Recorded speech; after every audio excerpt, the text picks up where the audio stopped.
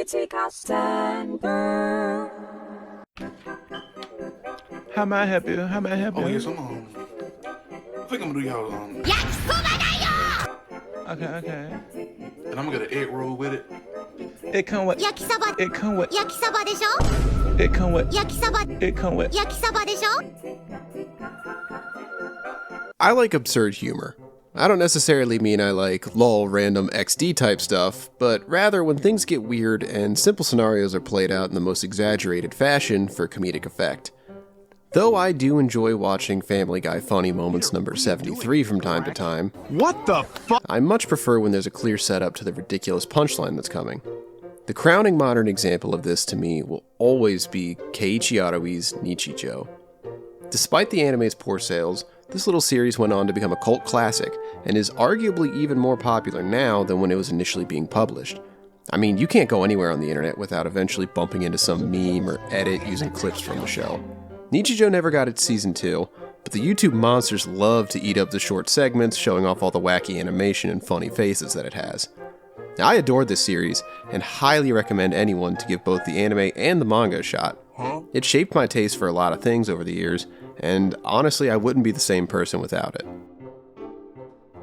But that's really lame and corny, and who cares about that, because we're not even talking about Nichijou today. The important thing to take from that is, over the course of its initial 10-year run, Arui honed his craft in drawing attention to the absurdity that comes with everyday life. After fully exploring the mundane high school setting, where does one go next? Well, why not expand to the scope of the entire domestic population?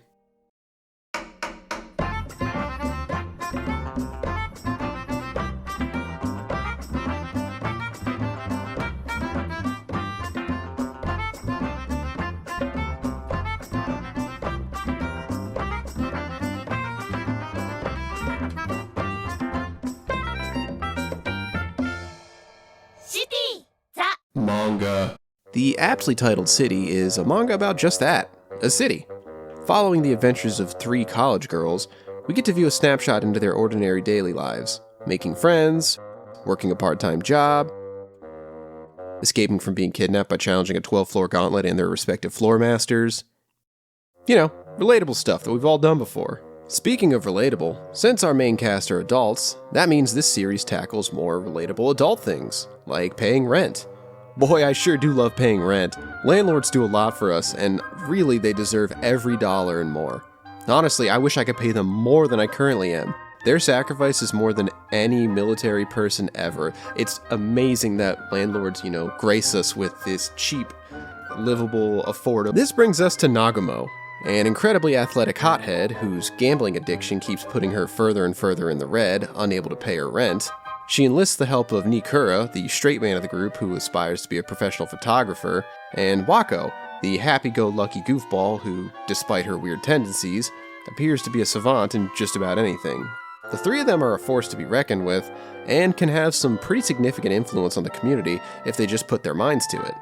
Unfortunately, they're all idiots. Nagumo's debt is usually the driving force for the trio's actions as they go from one harebrained scheme to the next, trying to make a quick buck and pay off her debts in one fell swoop.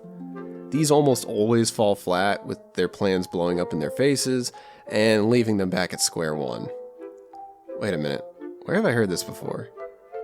A trio of a hothead, a straight man, and a goofball, planning out schemes to make money, but it almost always it's just Japanese Ed, and Eddie.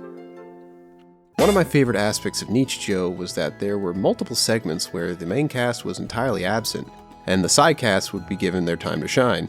From Mohawk Boy's quest to disprove God and become the biggest Redditor,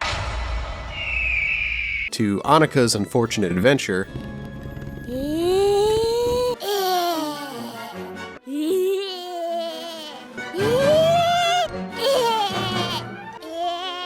the sidecast was given some of the most memorable moments in the entire series to me. City takes this idea and turns it up to 11, having the massive cast of side characters sharing almost as much screen time as the main trio. To highlight how big the cast of characters is, I'd like to go over a bit of the relationships between them.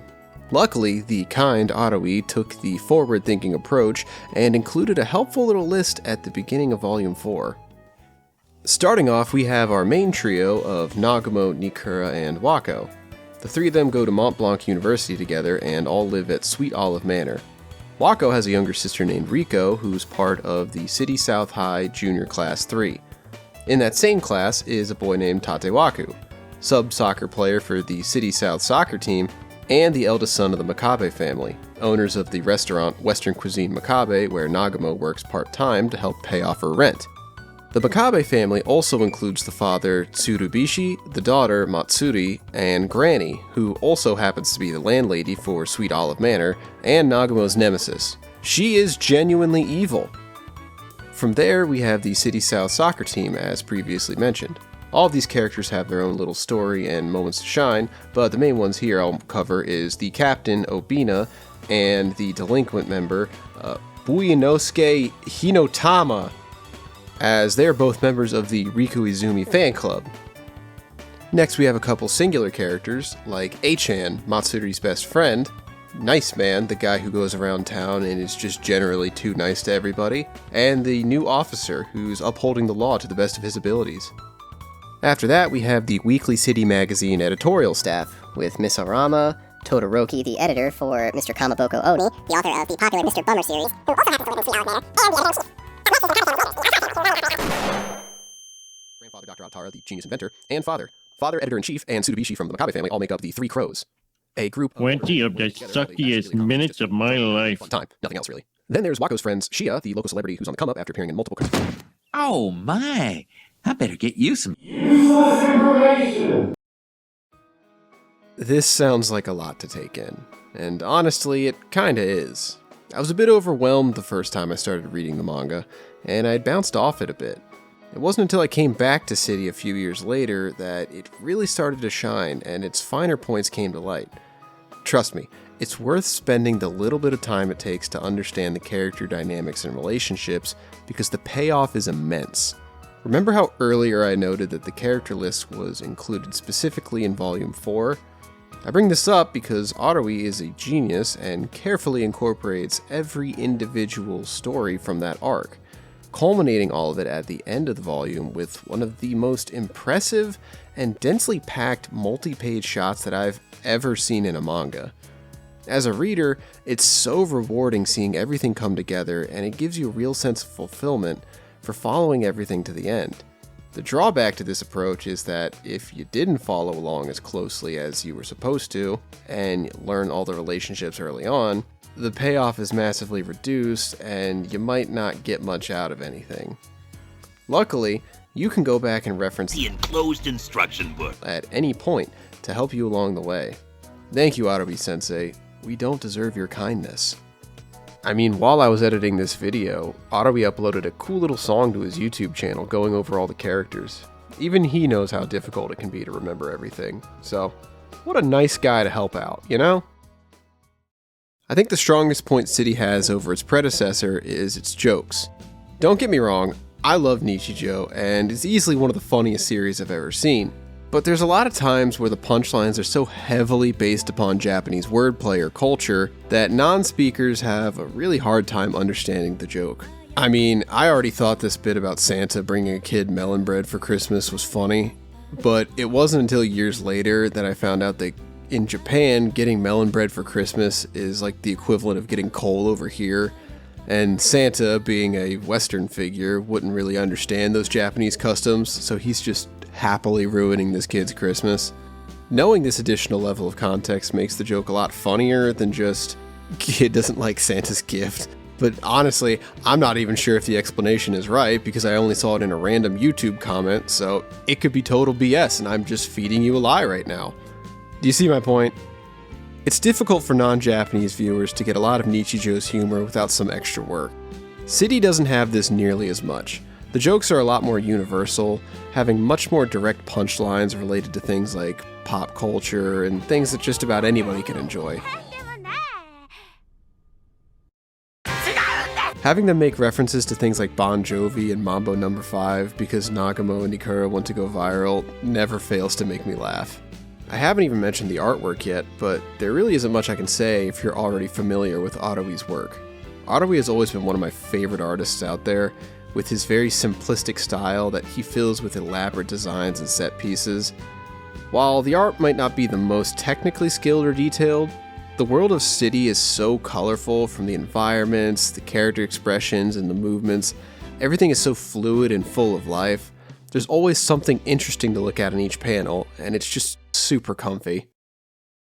Despite its absurdity and how bizarre it can be, City captures a level of nuance to its world building that not many other products can hope to come close to achieving, let alone its contemporaries in the manga field who can't even write a proper ending 99% of the time. When I say world building, that doesn't mean it has super deep lore or an intricate battle system or any other junk like that. What I mean is that the world feels fleshed out and believable. Everything exists on its own, independent of the main trio and their plot. Every character has a story, and that story is important to the overarching plot and will eventually intersect with the world around it. And can't the same thing be said about the real world? We tend to forget this, but everyone out there has their own lives and a story that we're mostly oblivious to, until it comes to the point where your stories intersect. This is what keeps the world moving, and there's something really human and beautiful about that. 楽しいことは見つかりましたか?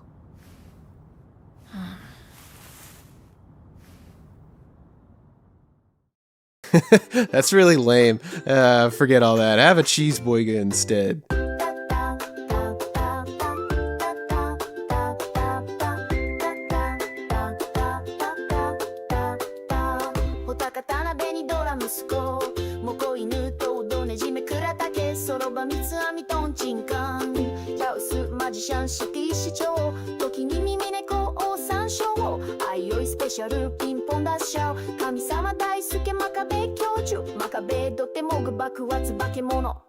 Let them